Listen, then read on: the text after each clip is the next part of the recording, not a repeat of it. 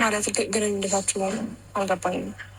ማለት ምን አይነት ቀርቤታ ነው ያላችሁ? ምንም ሳየው የሚወድሽ አይነት ነገር እየመሰለኝ አይደለም። እሱ እንደሚወድሽ ይነግረኛል፣ የማየው ነገር ደግሞ እንደማይወድሽ ነው። ስለዚህ አንቺ ደግሞ አስረግጠሽ ንገሪኝ እና የሚወድሽ ከሆነ መሆን ባለበት ጸባዩን አስተካክሎ አንቺ ጋር በስራ መቀጠል ያለበት።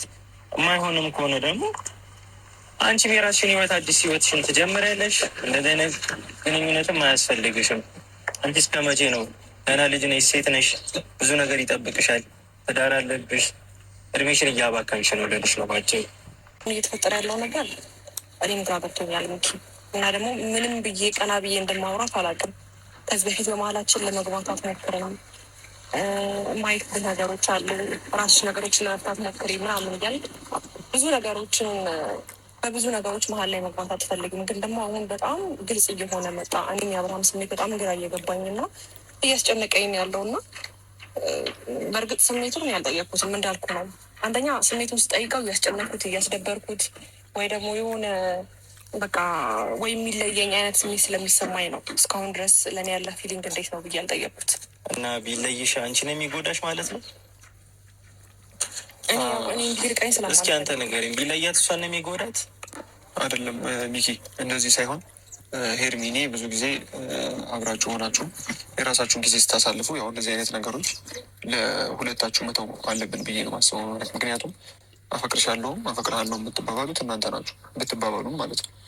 እና እንደዚህ አይነት ነገር አለው እናንተ መሀል? አፈቅርሻለሁ ብሎሽ ያውቃል? ብሎሽ ያውቃል? እኔ አንድም ቀን ሰምቼ አላውቅም። ምናልባት ከካሜራ ጀርባ ምናምን ብቻችሁን በምትሆኑበት ጊዜ እንደዚህ ተባብላችሁ ታውቃላችሁ? አናውቅም። ስለዚህ ግልጹን ጠይቀውና የሚወድሽ ከሆነ በስነ ስርዓት መንገዱን አስተካክሎ መቀጠል ያለበት ከአንቺ ጋር ነው። ገባሽ? አንቺ በየቀኑ እንደዚህ መንገላታትም የለብሽም። ተረዳሽኝ?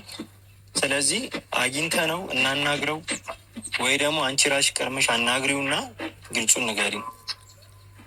ምንድነው ሀሳብሽ ሄርሚ? አሁን በዚህ ጉዳይ እኔም ብዙ ጊዜ ጥያቄ ይፈጥርብኛል። አብርሃም ሄርሜላን ያፈቅራታል ብዬ ለመናገር ብዙ እንትን ይለኛል። እኔ ግን ያው ከጊዜ ወደ ጊዜ ነገሮች ይስተካከላሉ ብዬ እየጠበኩኝ ነው። በዛ መሀል ግን የሚፈጠረው አይታወቅም። አብርሃምም እንደምታውቂው ይወላውላል። አንድ ጊዜ ሩታ ጋር ሄዳል፣ አንድ ጊዜ ራቅኝ አልፈልግም ይላል፣ አንድ ጊዜ ደግሞ ወደ አንቺ ይመጣል። እና ሀሳቡ ግራ ስለገባኝ ሚኪያስ ሲያወራ የኔንም ስሜት ነው የጠየቀልኝ ለአንቺ። እና ምንድን ነው የምታስቢው? አብርሃም ጋር ፍቅረኛሞች ናቸው ወይንስ ደግሞ ኖርማል ጓደኛሞች እህትና ወንድም ናቸው? ይህንን ነገር ሲግልጽ አድርጊልኝ ለእኔም ለሚኪያስም። ምንድን ነው ያለው ስሜት አንቺ? ይህ ብሩከትና ወንድም መምጣን አይነት ደረጃ ላይ አይደለም። ግን ደግሞ ፍቅረኛሞች ነን ብዬ ደግሞ አፌን ሞልቼ የምናገርበት አንደበት የለኝም። ምክንያቱም በጣም ከሱ የምጠብቀው ብዙ ቃላቶች አሉ፣ ብዙ ተግባሮች አሉ፣ ብዙ ስሜት ከሱ ላይ የምጠብቀው ነገሮች አሉ እና ከጊዜ ወደ ጊዜ እና ደግሞ እሱ አስቡት ነገሮችን እሱ አስቡት ራሱ በጊዜው ይመጣል ይመለሳል ብዬ ስላሰብኩ ነው እንጂ አሁን ድንገት እንደዚህ ተነስቶ ደግሞ ትናንትናም ከሩታ ጋር ያለው ነገር አጥጋቢ አይደለም እና እውነት ለመናገር እኔም እንደዚህ 100% ሆኜ የምናገርበት ምንም አንደበት የለኝም ምንም። እና ደግሞ እናንተ እንደምታስቡት ከካሜራ ጀርባ ከእሱ ጋር አፈቅርሻለሁ አፈቅርሃለሁ ተባብላችኋል ላልከኝ አልተባባልንም። እኔ እለዋለሁ እሱ ግን አይለኝም። ያ ነው። ስለዚህ አንቺ የምታየው ነገር ያስደስትሻል ነው? እየተፈጠረ ያለው ነገር እያስደስተሽ ነው አይደለም? አይደለም። ስለዚህ አንደኛችንን አግኝተ ነው እናናግረውና ግልጹ መናገር ነው። ገባሽ? የሚወድሽ ከሆነ በስነ ስርዓት ይቀጥላል። የማይፈልግሽም ከሆነ የራሱን ህይወት ይጀምራል። አንቺም የራስሽን ህይወት ትመሪያለሽ።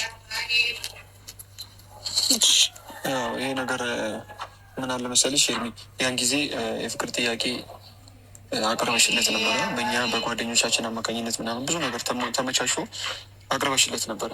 ያንን የፍቅር ጥያቄ አልቀበልም ብሎ ነው። ግን ከዛ በኋላ ተመልሳችሁ ጓደኛ ሆናችሁ ምናምን ነገሮች ቀጠሉ። ስለዚህ የተቀበልሽም ነገር ነው እየተሰማኝ ያለው። እኔ አሁን አብርሃም ምንሽ ነው ብልሽ ፍቅረኛ ነው የምትይኝ ይመስል። ምክንያቱም አንቺ ምክንያት ከቤተሰቦቹ ጋር ሲጣላ አውቃለሁ፣ ከጓደኞቹ ጋር ኢቨን ከሩታ ጋር ሁላ ሲጣላ አውቃለሁ። ስለዚህ እኔ ፍቅረኛሽ እንደሆነ ነው የሚሰማኝ። እንዴት ነው ያለው ስሜት ስታዩ? እንዴት ነው? እንዴት ብዬ ልጠይቅሽ? ፍቅር ማለት እንደዚህ ነው? አይ የምትቀጥሉ ይመስልሻል አብራችሁ? ለምንድን ነው አሁን ራስሽን ለምን ትጎጃለሽ? እኔ እንደዛ ካልሆነ ብታቆሚ ባይ ነኝ። ለምን መሰለሽ? እንደዚህ እዚህም እዛም እያለ ከሆነ የሚቀጥለው አብርሃም ጓደኛዬ ቢሆንም ወንድሜ ቢሆንም እንደ ሴት ልጅ ደግሞ መጎዳት የለብሽም። የምር የሚያፈቅርሽ ከሆነ በስርዓት ጠይቀሽው ታፈቅረኛለህ ወይስ እናቁም እዚህ ጋር። ከዛ በኋላ የወንድምና የእህት ጓደኝነት ይኖራቸዋል ማለት ነው። አይ አይደለም አፈቅርሻለሁ ጊዜ ለአንቺ ቦታ